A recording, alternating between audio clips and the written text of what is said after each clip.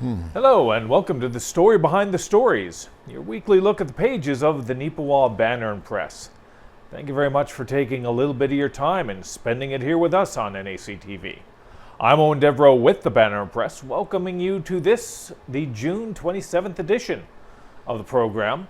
Heading into Canada Day, heading into July, and heading into a lot of activities out and about throughout Neepawa and the surrounding area. And we're getting that going with this week's edition. But before we do, let me introduce you, of course, to our owner, operator, publisher, Ken Waddell. Ken, good to have you here this week. Hey, it's always fun to be here. Well, I wouldn't say that, but you know. Well, you're here, so we're going to have fun. Well, we'll see about that. We'll see what the half hour brings to us. But we are going to start off with a little bit of good news, a little bit of nice news, and a little bit of news. And around this time of year, we always take pleasure in being able to cover. That, of course, is the graduation. Congratulations, class of 2025 for Neepawa Area Collegiate Institute and for the schools all throughout our region. They had their graduation ceremonies and we were able to share a picture or two on the front page of this week's paper. We don't have much more in regard to that in this week's paper, just for the sheer amount of stuff we had in this week's paper. We barely got it crammed into 20 pages. And if I'm being honest with you, there were one or two things that we had to hold that were done this week, and we had to hold them for next week's edition. And the reason we did that is because color was so maxed out. There are certain stories that I have that we will talk about in a future edition of the Story Behind the Stories, but to get their full representation, to show you the full impact of these things, they needed to be on color pages. If we were to put them on black and white pages, it just wouldn't have been worth it for you. I'll be straight with you. But that's the way it is. The reason we weren't able to get all that much is because of advertising, and we were able to get a lot of advertising this year, and we do appreciate it. There are a couple full-page ads on there that ended up taking away from the news. But, you know, commerce. I'm glad for it. Every 2 weeks, Ken, I'm very glad for the commerce. I once had a fellow doing kind of the work you do, and he used to say, well, ads are just all there for us to keep the stories from bumping into each other. Are you sure that wasn't me that said that? No, you know, maybe it was a couple years ago. I had a little more hair and a little less belly. You know, I would understand if you didn't recognize me. No, the ad salespeople, they say the story is all there for us to keep the ads from bumping into each other. So. Yeah. But we're gonna make up for it though in terms of the graduation in next week's edition. Next week, we're going to have a couple pages of it. We're going to have a bunch of pages, a collage of all the different festivities and pictures from the graduation. We're also going to have a listing of the actual award winners for NACI. And not just NACI. We've been receiving pictures and information from other schools within our readership area. We always appreciate that when you think of us and you send us that information, because we want to be able to share it with you, our loyal readers and our loyal viewers right here on NACTV. Let's get into the pages now. Let's talk a little bit about the stuff we were able to cram in on the color pages, and we'll flip over to page 2 of this week's edition. This is a story from fellow journalist Casper Werhan, where they were able to get some information we've been chasing down for a little while in terms of a new and improved memorial out at the cemetery right here in Neepawa. And it is surrounded around the Veterans Memorial that was already existing out there. And it was wonderful to see. It's well regarded, well sort of looked after, but it needed a little bit more. And fortunately, Ken, it looks like the Ladies Auxiliary saw that need and stepped up. Yeah, big time. I haven't been up to see it yet, but I'm planning to go and see it. There's a bench and flower pots, and the war memorial is there. Very tranquil setting, a beautiful sunny spot on a sunny day, and you can sit and kind of reminisce about people who are no longer with us, the sacrifice of our veterans through now well over 100 years of people have been fighting to help keep this country free. And of course the main memorial is to the First World War and the Second World War veterans, but there's Korean War, and then there's other people who have passed on.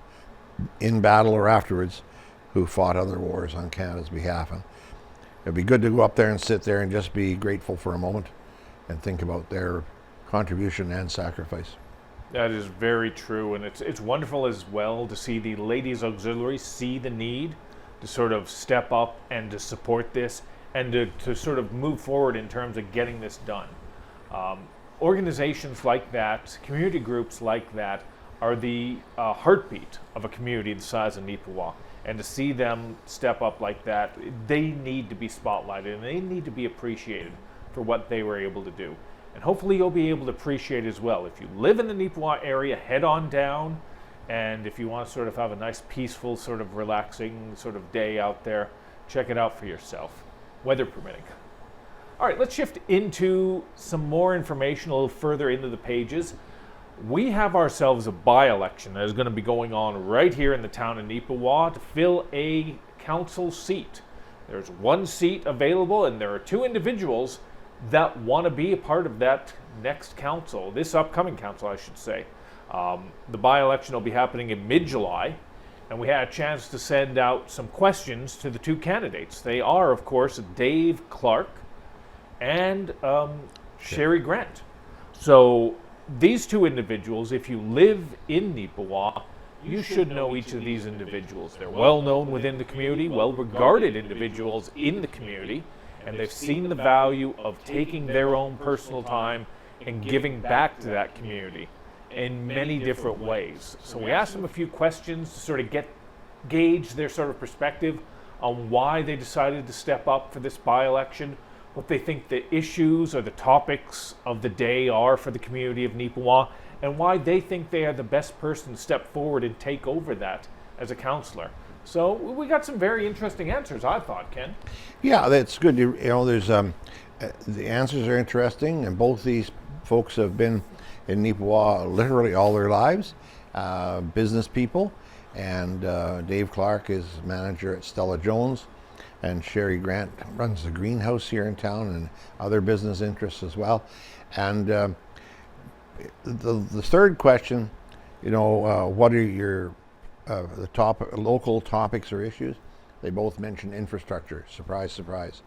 So they both going into this recognizing that there is a great need in towns for upgrading, extending, improving, financing the infrastructure. So they're on the same track. They've recognized the need, and they're stating it quite well. And so it's going to be interesting to see. Traditionally, by-elections, there's very low turnout. And so I think it would be good if the voters of Neepawa changed that trend and we got a very large turnout. I believe there's an ad in the paper from the town that the election is coming up on. There is, I know there's an advance poll. It's in the paper, or it was last week, one or the other. And there is the election day. So lots of chance to vote there. There it is right there. There's advance polls at Country Meadows and the Neepawa Hospital and our mobile voting, and the advanced voting and everything in the paper here on page 16 in the Neepawa Banner Press. That's right, and if you want to learn a little bit to meet the candidates, as it were, you can find that on page 7 of this week's edition of the Banner Press. But don't worry, if you're not able to see it in this week's edition, or if you want a little more information about these candidates before you make your final decision, we will be following up, most likely in the edition a week or so in advance of this election day, which is the 16th, as Ken had shared there. We're going to do more elaborate stories with each of the candidates at that time, just to learn about what they've experienced in terms of getting out there, getting their message out there, talking to the people in the community and what they are interested in. And I think it'll be very interesting. And if you're on the fence, that might be sort of that last minute way that sways you one way or another in terms of your vote. As Ken said, these, even though it's a by-election, even though these aren't quite as big as spotlight as a normal sort of election cycle, hopefully you will take the time, because they are just as important to be able to be part of the process So if you live in Neepawa and you do have the ability to vote in a municipal election, please it's 5 minutes. 5 minutes in the grand scheme of things. Maybe 10, if you go there during that 15 minutes of traffic that Neepawa gets at around 4 o'clock, although school's out right now, so you shouldn't even have to worry about that. It takes 10 minutes to do your civic duty. That's nothing. That's half a YouTube video. Come on, give your head a shake. Come on, go out there. One other thing, Owen, that we should note maybe too, normally voting is held at the Yellowhead Center. Yep. In this case, it's going to be held at the town hall, the town office across from the county court building. Yeah. And because it's a much smaller affair than a full-blown election, so they're holding in the office there. Okay, and so then maybe it'll take you about 15 minutes, because when you turn onto that street, you got to go about 10 kilometers an hour because of all the bumps and the bruises and the potholes in there, and you don't want to wreck your transmission. So it'll take you a little bit longer, so make sure to compensate for that. But again, that's sort of the reason why you want to vote in this. If you want stuff like that taken care of, maybe you need a candidate that'll be in there and take care of it for you. Well, that won't get me into trouble, Ken, I'm sure. Maybe with me. Yeah. No, you're absolutely right. Yeah. Absolutely right. Once again, like I said, we're going to cover this even more so in a future edition of the Neepawa Banner Press. Let's get into some RCMP information that you can find in this week's paper, and you can find it on page 6. Very interesting. This came out just after we went to print last week, and most of us were a little surprised by the information that came out of it. Neepawa RCMP were reporting about an investigation underway into a rural home invasion. This is one thing we haven't heard for our area quite yet. I know of other areas where that has been an issue, and that's been a big issue. And you don't hear about it much. I'm not saying it doesn't happen. I'm just saying you don't hear about it all that much. People don't really talk about it in this area all that much, but it does happen. And this is a situation, Ken, where it really almost sounds like it could have got out of hand in a big way. Well, yeah, the people who came on this yard as intruders, they were armed, and apparently the homeowner was armed as well, and they saw that he was, and so the intruders took a shot at the house. So there's one bullet hole in the house now, apparently, Yeah. and that's escalating to a very, very scary situation. But it's not something that we haven't predicted in the Banner and Press before, me and my columns, and that other news media people have talked about, commentators have talked about.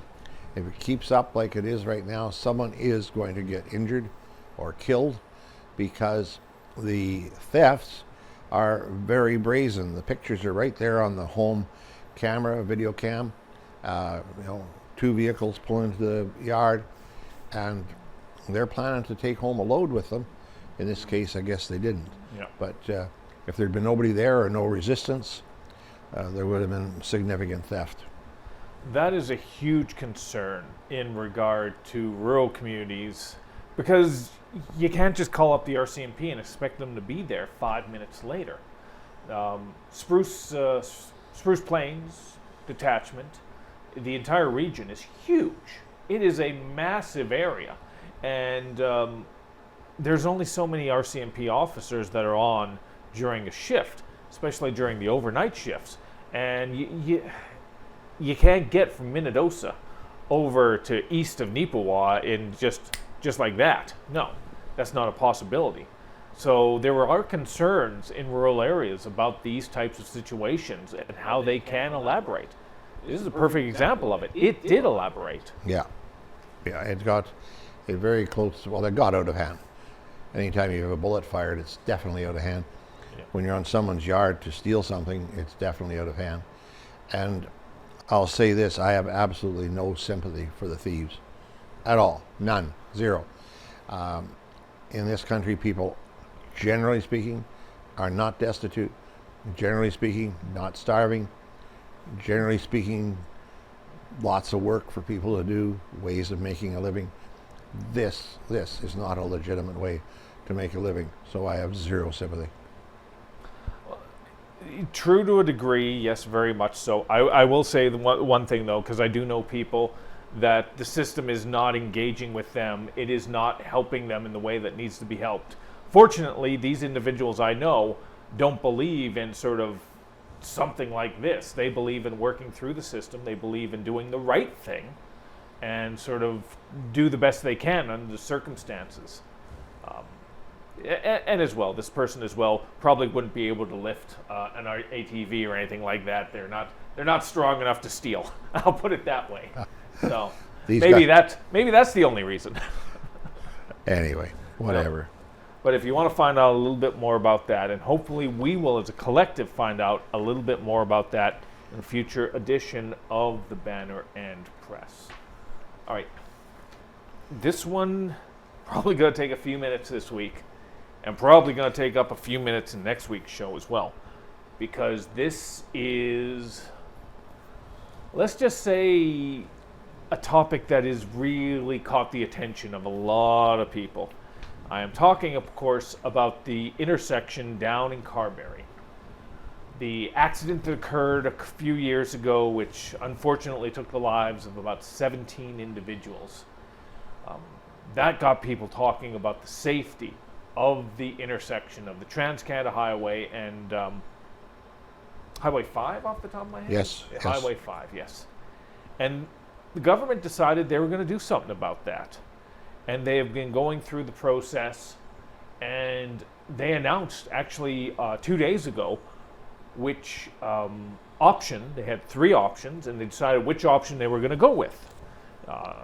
So the people in Carberry did not like that option. We're going to have the full story in next week's edition about how they selected the R-Cut option, explain what that is for you if you haven't been following the story, and why people are bent out of shape. They are genuinely and legitimately peeved about this choice. And they have let the government and they have let the consulting firm that was in charge of this process know about it. Boy, did they ever. But that'll be in next week's edition of the paper. This week, we got a letter, but we couldn't turn it into a letter because it ran way too long. And we didn't want to cut. We felt this was so important that we didn't want to cut a word at all. So, and it was from the RM, and it was their concerns about the Trans-Canada R-Cut proposal and what they thought about it. So, what's your take on that, Ken, first off? Well, the municipality of North Cyprus Langford obviously has a very strong vested interest in this whole thing, because that intersection is right in the midst of the municipality. It's the main intersection for the whole municipality. Everybody from the municipality plus surrounding area and for many miles around goes through that intersection. Large amount of traffic every day. And the R-Cut, I won't even try to explain it. You look it up. Personally, I don't think it's a very good idea. I can't see how it would work properly. I know that the people at the meeting, I understand, wanted to have an overpass. Other people had other ideas. But the problem is the intersection is still the same as it was the day those people died. And it's no safer, no better than it was. And an overpass would be a very, very expensive thing to do. I don't think the R-Cut proposal is going to be that good, but the experts say it is, and the municipality has taken a stand, and it's printed out word for word in our paper of their reasons for it. So read up on it, you decide. I'm not sure at this point, I'm really not sure that all the objections in the world are going to make any difference, because I think the government decided this is the amount of money we have to spend, this is the best we can do for the money we have to spend, and this is what we're going to do. At that meeting, did they talk about how long it would take to build it, Owen? Well, they do have a game plan in terms of how long it would take. The plan is right now for them to be able to start construction in terms of this renovation to the highway in and around the late spring, early summer of 2026. Now they seem to be indicating, Ken, that they will be done by the fall of 2026 in terms of normal active transportation, north to east to west, west to east, whatever you want to call it there, on the Trans-Canada Highway. by the fall, before the winter of 2026. It won't be very pretty because they're planning on doing sort of the cosmetics of the highway upgrades in the spring of 2027. But that's just the aesthetics of it. In terms of functional, what you need to be able to go down the road, it'll be done before winter of 2026. That's what they're saying. But quite honestly, if you've ever seen any construction anywhere, do you believe in any way, shape, or form, if they say it'll be done by the winter of 2026, that it will be done before the 2026 winter? Oh, and you and I both have seen many of these projects. You know, right here in Neepawa, there was a block of pavement. It took them 1.5 years to get it done, maybe close to 2 years. One block of pavement. This is 2 miles, virtually, well over a mile anyway, of reconstruction of a 4-lane highway. And new road as well. There will be new road as part of this also. So this is not just a, we're going to dig a trench and we're going to shift things over slightly to the left or slightly to the right. This is a complete retrofit of a major highway in our nation. So good luck with that. I don't think their timeline is realistic, but construction timelines rarely are realistic, and especially with roads. It's one thing to have a house all closed up and start to build inside the house in the wintertime or whatever, but snowstorms, early frost, late rains, anyway, it's a very, very sad situation, and there is no real winner in this whole thing. Yep. There really isn't. If you want to learn a little bit more, we will have our version of the story that will be appearing in the next edition of the Banner Press. We also actually have a letter to the editor that'll be in the next edition that is on this specific topic as well. If you can't wait that long, normally I don't do this, but this is one of those topics I think is very important. If you go onto Google and you punch in R-Cut Carberry, or even just punch in Carberry, there were so many different media that were there. There were a lot of dailies there. There was CTV News Winnipeg, CBC Winnipeg, Global was there. The radio station out of Portage was there. The Brandon Sun was there. And that's the advantage these dailies have to a weekly like us. They got that information out there right now. This is one of those topics that is essentially an extremely important conversation that needs to be had for our entire region. So if you want to educate yourself a little bit before next week's paper, you can do that. But we still hope that you're going to come back and read our version on the pages of the Banner Press. All right, we only got a few minutes left, so let's get into a couple good news stories, a couple nice stories to be able to share with you. If you're a loyal and consistent reader of the newspaper, you know about Hayden Devereux, a young golf phenom who has just been so exceptional. And he spent his first year down at a college in Nebraska, and he was part of the golf team down there. And our newest journalist, Joshua Jackson, had a chance to speak with Hayden about the experience, about what it meant to be down in the U.S., about post-secondary, about his educational efforts, and about his sporting efforts as he was part of the golf team for Southeast Community College based out of Nebraska, if I remember correctly, and how the entire first year of it was. And it sounds like it was, for the most part, an extremely positive experience, which is wonderful to see, and it's wonderful to be able to share with you. Well, either you or Josh got the directions right or wrong, because Southeast. Yeah. Maybe Josh got it wrong. But anyway, Lincoln, Nebraska. Yeah. I've been through Lincoln, Nebraska. Fascinating country. But Hayden is doing extremely well. And congratulations to him. Doing well academically too, which that's a good thing. He'll need his academics. We all need our academics after our sports career is over. Let me see, my sports career ended when I was about 15, maybe earlier.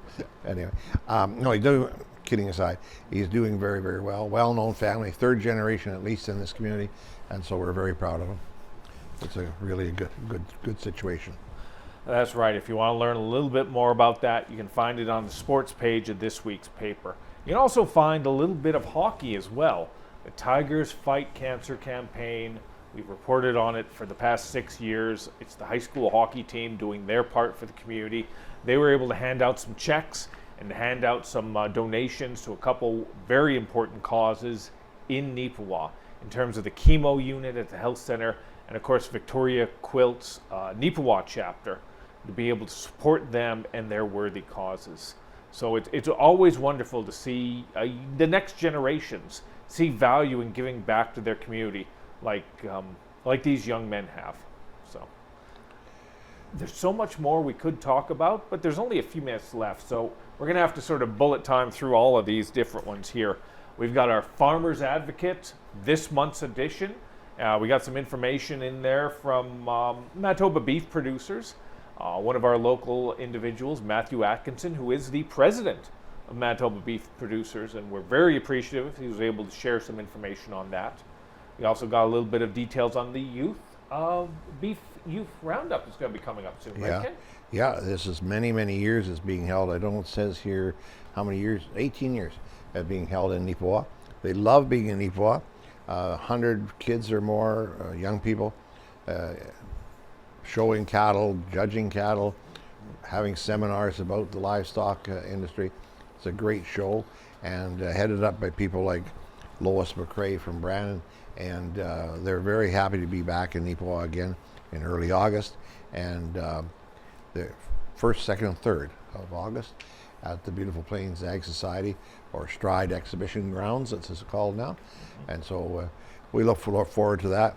And if you happen to be able to attend, you might even get a taste of some really, really good steak. You have to kind of go in at the right time, though. Yes. There's so much more as well we could talk about. Beautiful Plains Community Foundation handing out their annual grants. The Kiwanis Club, their official chartering of this new club for our community.